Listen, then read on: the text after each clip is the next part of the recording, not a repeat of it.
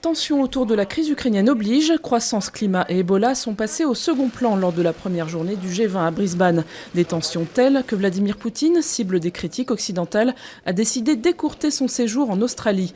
C'est dans cette ambiance de guerre froide que le président russe a notamment rencontré son homologue français, François Hollande.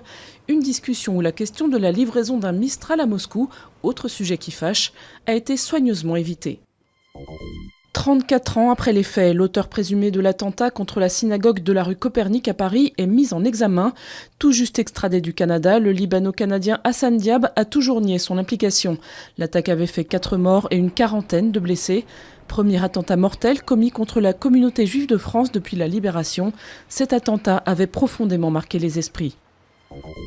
5 morts, dont 2 enfants. Les intempéries ont durement frappé le Gard et la Lozère dans la nuit de vendredi à samedi. Des pluies diluviennes très localisées sont tombées en quelques heures. Philae n'est pas mort, il est simplement en mode veille sur la comète Chury. En attendant une éventuelle mise en route de son second système de recharge, le petit robot européen a accompli une dernière prouesse. Il a transmis les données du forage réalisé vendredi. Premier résultat scientifique attendu dans les prochaines semaines.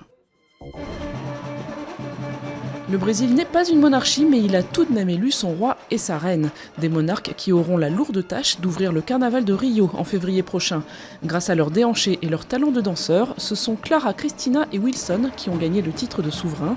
Leur récompense, 30 000 reis, soit environ 1 000 €, mais surtout la joie d'emmener tout un peuple dans un incroyable tourbillon de samba.